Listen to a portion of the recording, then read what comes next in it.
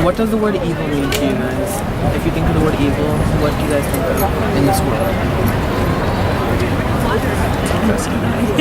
That's an interesting question.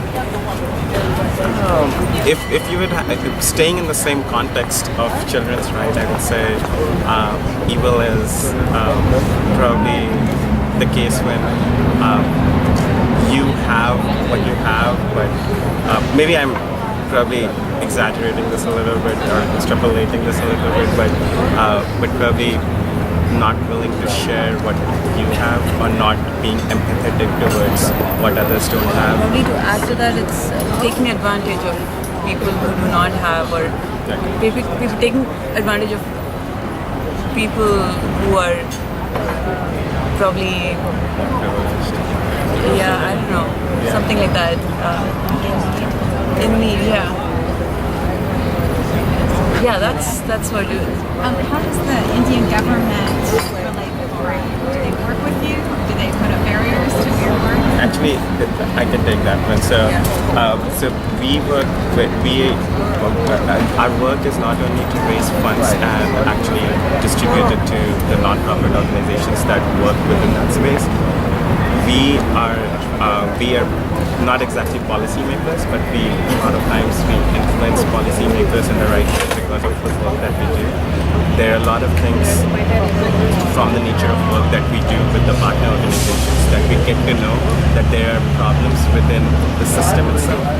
So a lot of times, like, we will bring it up in front of the government, like the state government or the central government, and we will actually be changing policies so that they get more and more aligned, and the system itself corrects itself, rather than like just feeling that we are doing the work on our own.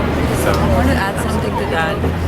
In addition to CRY working towards getting certain policies in place when we feel there's something missing, we have something called Bal Panchayats. Bal means children and Panchayat is a governing body.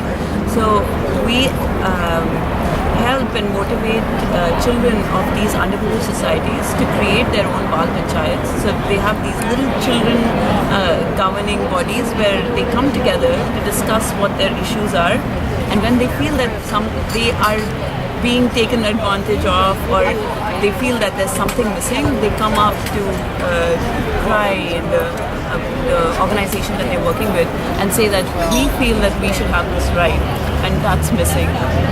And then we feel that they have a point in what they're saying.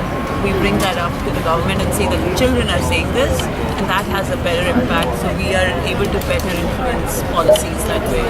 So that's something that really touched my heart when I learned about it, because these children start with a life of ruin, or like they don't really know what's going on with them. They're taken advantage of. There's malnutrition, there's child labor, there's child abuse, there's a lot of issues that these children start their lives with. But then when organizations that like CRY come in and help them improve their lives, the kind of impact that we saw is that they feel that power to change their life, and that's what keeps us motivated to keep working for CRY, keep volunteering for CRY. So Well, like, it's not like any secret, but like lately there's been a lot of gender incidents going on in India, and there's been a lot of uprisings about women rights and stuff. And as one of there was that gang rape victim who also died. So what is CRY's view on young girls who are discriminated due to their gender? What does CRY think about that? CRY has a similar opinion as the rest of the world, that they need more support, they need more,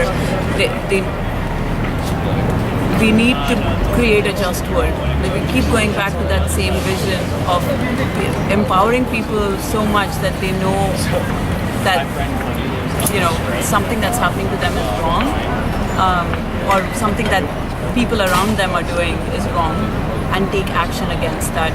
So in a just world, in the ideal world, something like that would never happen. If there's one,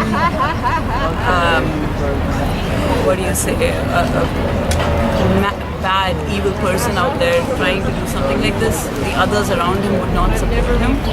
So awareness is really important. Like, people there thought that it was their right to take advantage of this woman and her boyfriend who was with her, and they thought it was in their element to do something like this and get away with it.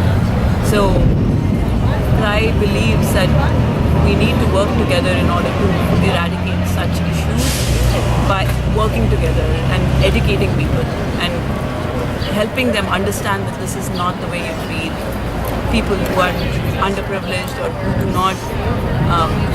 are not as strong as you in terms of money or actual physical strength or mental strength or in any way.